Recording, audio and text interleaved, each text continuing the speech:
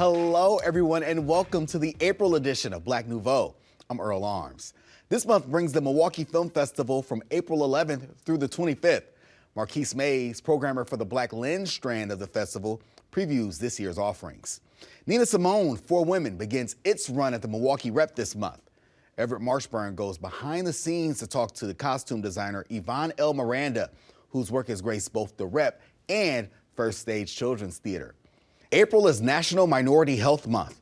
Alexandria Mack introduces us to a local fitness instructor who uses her own experiences with bulimia to break the silence around disordered eating in young girls and women of color. But we begin with another issue affecting our community, Wisconsin's high incarceration rate.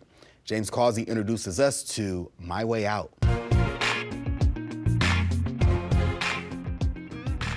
According to the Sentencing Project, Wisconsin has the highest Black incarceration rate in the country, with 1 in 36 Black Wisconsinites currently locked up. Ruben Ganoa knows how difficult it is for the formerly incarcerated to get back on their feet. After he was discharged from the Navy, Ganoa was arrested on a drug conviction and sentenced to 10 years. After his release, the father of 5 was told he had to settle for minimum wage jobs. He wanted more for himself and his family. 3 years ago, he started My Way Out, a nonprofit program supporting nearly 1,000 men and women in southeastern Wisconsin. Ganoa joins us now. Thank you for having me, James. Hey, thanks for joining us. So how did you come up with the idea for My Way Out? Actually, it happened right after the pandemic. When the pandemic happened in 2021, after we started seeing a lot more people getting released and not having the support services they needed. So, I remember when I came home, I wanted that way out, but at the same time, I wanted someone to empower me and make me feel that there is a way out. So that's where the name came out, like, you know what, let's empower and reach the individuals, and let's ask them what is their way out. So that's how My Way Out was born, really, just providing the support services and meeting people where they're at. Instead of us telling them what to do is have them take charge. One of the things I realized when we get incarcerated, the first thing that's taken away from you is your voice, because you're told you have the right to remain silent. And often we forget that we have a voice because we get incarcerated and we don't have a say-so while we're incarcerated. So when we come out with we want to empower you, now you have a voice here. Let us know how your re-entry journey looks like. And then we create a personalized re-entry plan. What's the most significant needs for the formerly incarcerated? I would say, it's funny because before the pandemic, it was employment. People were seeking employment, couldn't find employment or sustainable living wage jobs. And as soon as the pandemic happened and afterwards, we started noticing in 2022 that housing has become a real serious need and issue. People are coming out, getting released, and have nowhere to go. People don't have sometimes family members and are getting released to being homeless. So, and often, sometimes if they do have somewhere to go, they might qualify for temporary housing with Department of Corrections, but it's only up to 30 or 60 days. So housing has been one of the most important things right now. And then employment. I think employment and transportation follows right along. I think people are noticing that, if you're able to find a somewhere to lay your head and not have to worry where you're going to sleep, then how do you sustain that and how do you find that employment that's going to pay you, a sustainable living wage so you could afford where to live? And then transportation comes right along with it. Like, how do you get from to appointments, to jobs? Often people still got to go see their probation officer, so they have to be able to leave their job, go to visit the PO, then come back to the job. So all those three, I would say, has been the most effective. What agencies do you work with to find housing and employment? Actually, we partner with everybody. We're part of the Milwaukee Reentry Council. That's about 70 organizations that, we network. I'm real big, and when I started this nonprofit, I came in with my military background of, in order to see true change, we have to work with the mentality of one team, one fight. So this is a problem that's affecting everybody. So let's all just work together. I'm a well-known, I started off new organization, so I know I don't have that much funding, but the little I do have, I'm able to provide. And if I need additional resources, I reach out to other organizations that might be able to provide those support services. When you say you meet people where they are, what do you mean by that? So when I say we meet people where they're at is if someone gets released out of the Milwaukee detention facility and they got nowhere to go, they'll pick us up, they'll call us and we'll come and pick them up and say, where do you need to go? You got to go check your PO, your probation officer. You have to go check into your TSS. Let's take you. when we make appointments, often people come out with no transportation. So we're asking them, where are you staying at? Where can we meet you in a coffee shop? And we come to you. So we're able to create that personalized reentry plan and provide that support service. We're not telling them, well, you have to go over here. No, let us know what's easier for you, Let's meet you at where you at. How does this look for you? How does your journey look like? And often, people are shocked by that. They're like, oh, that I don't have to go nowhere? I'm like, no, not, we're remote, so that gives us that flexibility to go and meet people where they're at. Measuring success, how do you do that? That's funny. I think in the nonprofit world, we always want to set measurables to like what services we're providing and all that. I take a different approach when it comes to measuring success. To me, success is based on what the individual considers success. Often, if that individual success is just to be able to get a bus pass, to have transportation, so he's able to look for jobs, and we obtain him a bus pass, and then he gets a job. That's success right there in itself, So I think how I measure success is however individual I'm working with, or we're working with, wherever they determine that their goal, they've accomplished whatever success they want to accomplish. We got about 30 seconds left. What would you say to encourage people to hire or give a second chance to someone who's just been released? I want them to understand that mistakes do not define who they are, but what we do afterwards. We can only do something afterwards if a true opportunity is provided, So that I encourage people, like, really meet people where they're at, provide that true opportunity, because our mistakes do not define who we are. It's what we do afterwards. Well, I appreciate you. Thank you so much. Thank you, James, for having me. Approach, child, and face your destiny. I see your future, and it is seeing Percy Jackson the musical. These are some of the costumes designed by Yvonne L. Miranda for The Lightning Thief, the Percy Jackson musical that recently played at the First Stage Children's Theater. Next month, Milwaukeeans will see her work at the Milwaukee Rep's production of Nina Simone, Four Women. But local residents have seen her work before in August Wilson's Seven Guitars at the Rep and in The Hobbit at First Stage.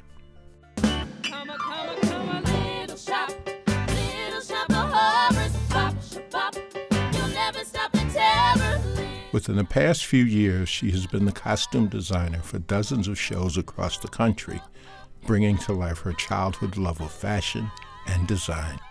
I always, since the age of like 12, would just draw clothes. I would try to style my own Barbies because I couldn't afford, I couldn't afford the clothes. And I would also try to like build, their own houses and everything like that. And as I grew up, I ended up going to a magnet school called Booker T. Washington High School for the Performing and Visual Arts in Dallas, Texas. And a teacher was like, you should apply, because I was very good at drawing. So I got in there, but I wasn't really doing what I was supposed to do. I would just go to all my fun classes and never really take my, health, social studies very seriously. So I ended up going to a regular high school, and my grades weren't as good just because it was something that I really wasn't interested in.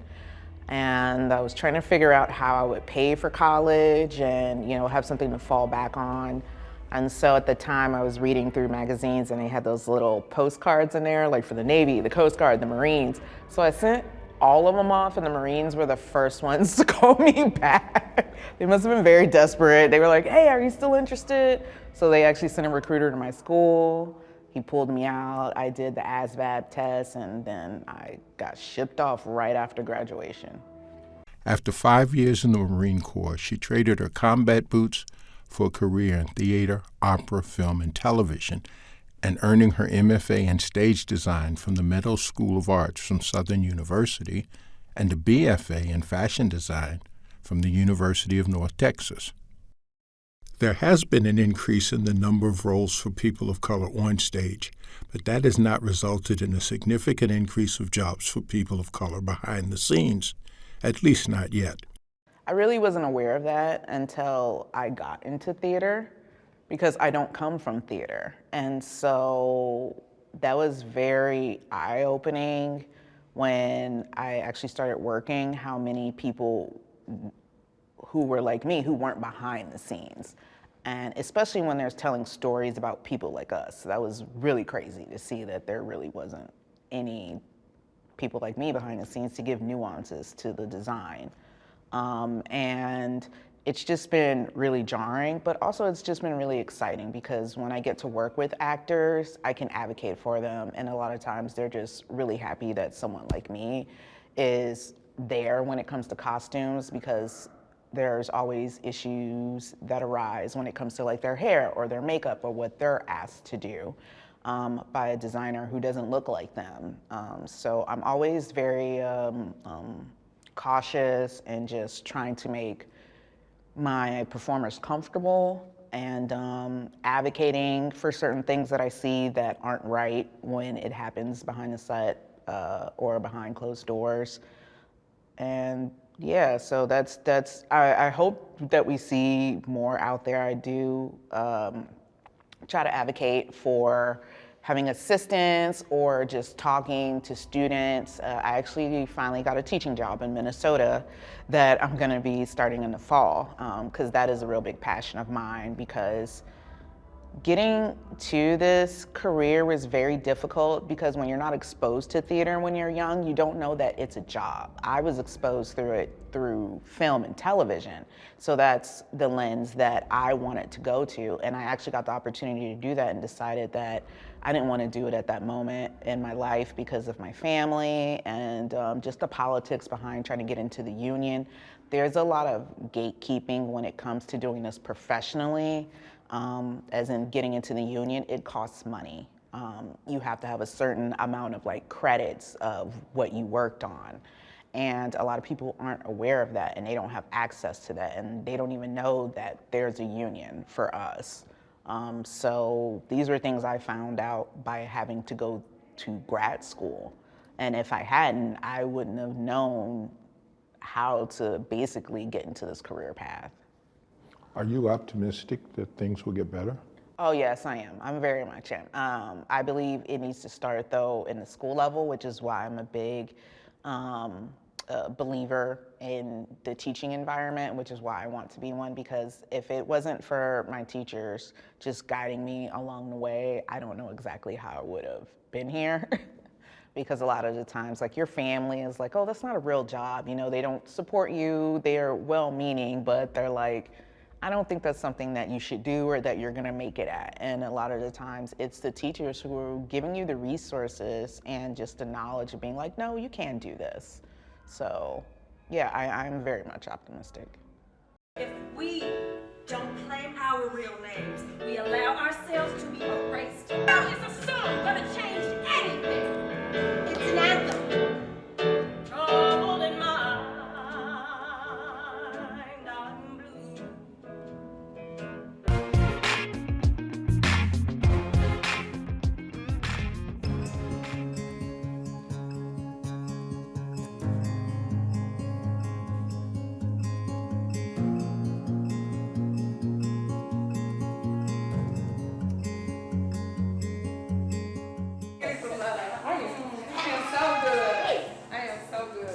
I woke up and pinched myself because it doesn't feel real. I'm so glad you made it. I'm not a mathematician, so 23 times 365, I don't know what that number is. But that's a lot more than 365. Today is my 1 year anniversary for recovery, so I feel really, really good about that. Every single one of you have inspired me. 365 days of getting back on the saddle.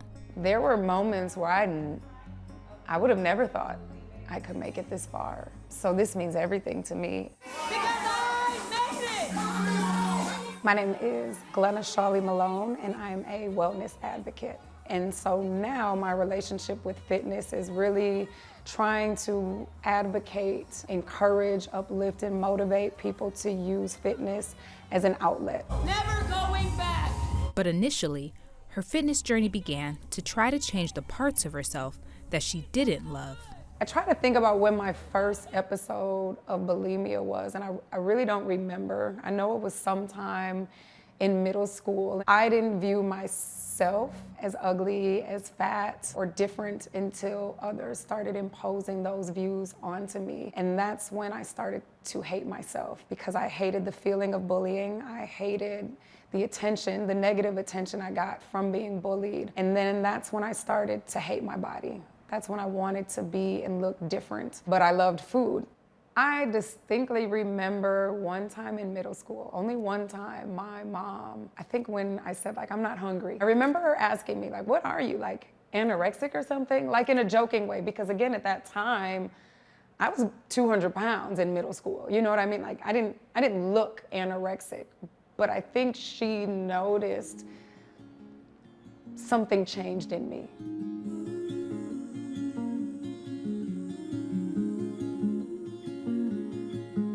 Glenna, finding a new sense of control through what she now understands to be the eating disorder bulimia, defined as a combination of binge eating followed by self-induced vomiting. Part of that, when I was 12 years old, I was sexually assaulted by someone that I didn't know. And so I know now, again, with my education and my awareness, being overweight, obese, low insecurity, self-hate, body image issues, coupled with a traumatic experience, really was just a playground for this disorder to continue to grow and fester. And so that continued the bulimia, from really 12 until 35. It became like a comfort. I knew it wasn't right. I knew it wasn't healthy, but I enjoyed hearing people say, oh, you look so good. When you think you're the only one going through something, when you think you're the only one having to navigate something in your life, you feel bad. You feel different, and not in a, unique, wonderful way. And so, how old was I? Maybe 30. I remember having an episode while I was living in Madison, and this was the first time that after I made myself vomit, there was a huge puddle of blood in the toilet. And so then, that was the first time I was scared for my life. And that was the first time where I really felt like, I can't do this anymore. For the first time, Glenna found herself disclosing her eating disorder to a medical professional. She did not connect me with any resources. I don't feel like she validated or even really heard my experience in the same ways I know it would have been heard if I was white presenting. It was just dismissed. And honestly, it took all of me to disclose that with her. Soon after, she began therapy. Her recovery initiated with the 12-step process often used to help treat people battling addictions. Can we break the cycle? Now, a year into her recovery, she doesn't shy away from the tough conversations of body image and self-confidence with other girls and women of color. The image or the perception of what it means to be beautiful is all around us, especially for young people.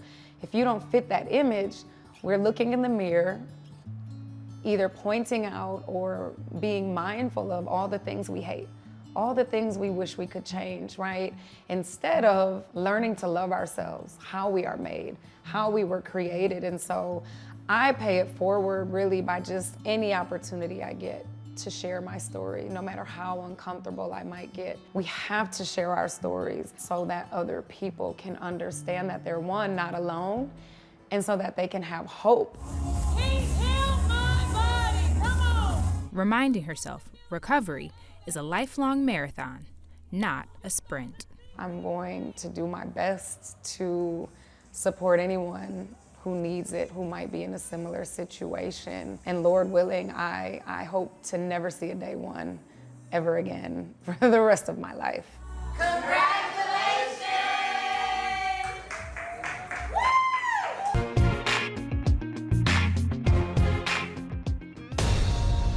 This is my story. I'm doing my first paid stand-up comedy gig today.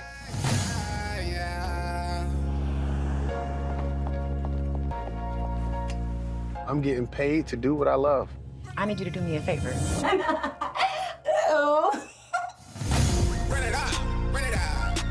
What's up, my brother? How you feeling, man?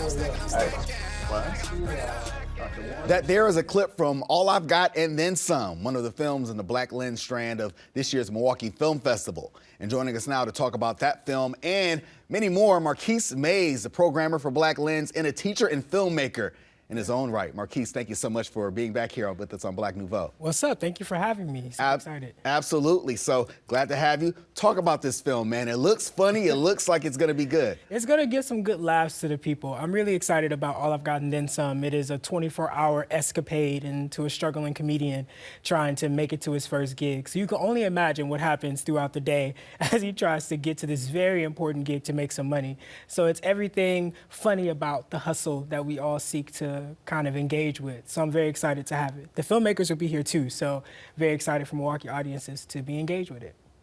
All right, now we'll look at the next film, All Dirt Roads, Taste of Salt. Take a look.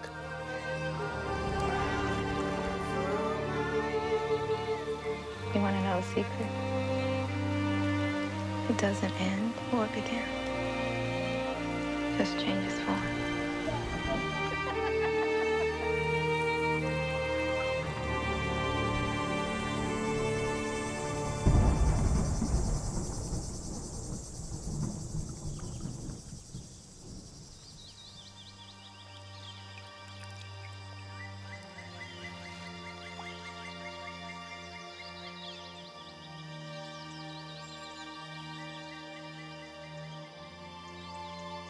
And now we have All Dirt Roads, Taste of Salt. Doesn't look nearly as funny as the last film, but certainly a story to be told. Oh yeah, it's time to get heartfelt real quick. All Dirt Roads, Taste of Salt is a directorial debut from the incomparable Raven Jackson, and it tells a story of a lineage between women in Mississippi. So being that a lot of my family is from Mississippi, I thought it was a befitting option for a lot of the black folk that live in Milwaukee. Due to the Great Migration, a lot of us have come from the South. So I thought it would be a beautiful way to honor a legacy that exists within our city. So I'm excited for that to be in the festival as well. Appreciate that. Now we'll take a look at our next film, Bike Vessel. This scar right here is from 1995. That was the emergency surgery that they did. This scar is also from 1995. This was my second open heart surgery. This scar here is where they opened my chest. I could always hear my chest pop like your ankles would pop. The first time that I noticed I had health issues, I was in a meeting and I started getting this flush feeling like I had drank too much coffee. I still talk to other black men who still don't trust the healthcare system. And I remember seeing on one of his notepads, "Am I going to die?" This is the first time that I've talked about the different things my dad has gone through. You over there crying, that's not gonna help him. So you need to get it together. We don't have a healthcare system in America. We have a disease detection and management system.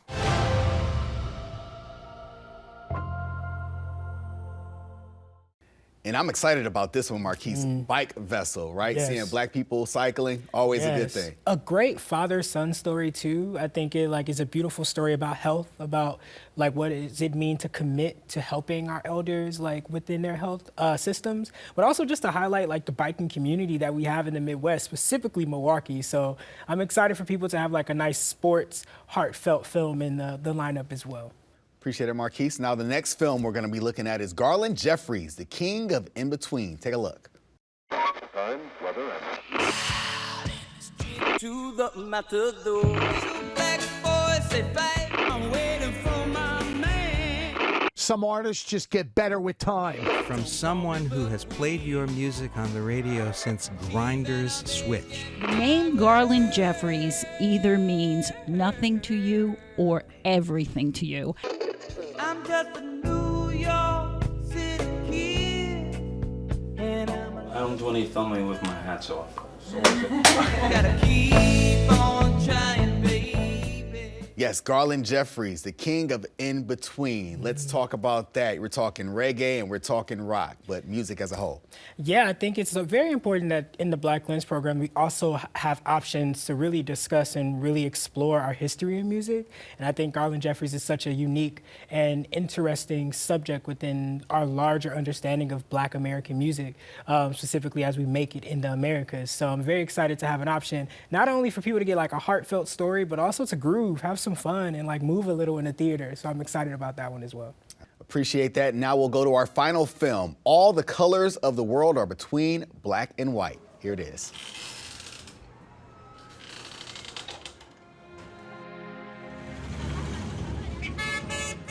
If you say we just waste our time.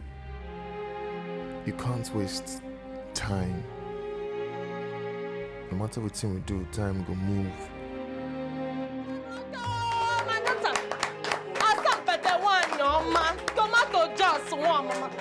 What we can waste is our lives. And finally, all the colors of the world are between black and white. Looks like an African film, I think Nigerian, you said. So talk about that film and what's gonna make it special. Yeah, I think the film is not only an incredible story about a queer relationship, but it's also very timely, specifically thinking about the kind of new ruling against LGBTQ plus IA identity, specifically in Ghana, right? So it's a very timely film that is talking about this relationship between same-sex relationships within Africa. So I'm super excited to not only bring it to Milwaukee, but to be in conversation about it within Milwaukee as well. So another great option that I think is gonna be eye-opening to a lot of audience members. So that's gonna be a great film. I know you got a lot going on always, so just talk about what you have going on with these films. Where else are we gonna see them? Just, you know, what's in the works for you? Yeah, so Milwaukee Film Festival is coming up. It is going to be 14 days of 2 to 3 screenings of all of these films within the Black Lens program, and it's going to be an amazing time. So even if you can't make it to the first or second, you got an extra option, which is a really great option to check out. But also it's 14 days, so we're going to have panels, workshops, discussions, Q&As with some of the filmmakers from the Black Lens program, but from the broad program as well. So it's going to be a fun time, busy, but a very, very fun time for the movie lovers in the city. Looking forward to it, Marquise. Thank you so much for joining us. Always a pleasure to have you here. Thank you. That's our program for this month. And as always, we invite you to join us online for more information and stories celebrating the African American experience. For Black Nouveau, I'm Earl Arms. Have a great evening.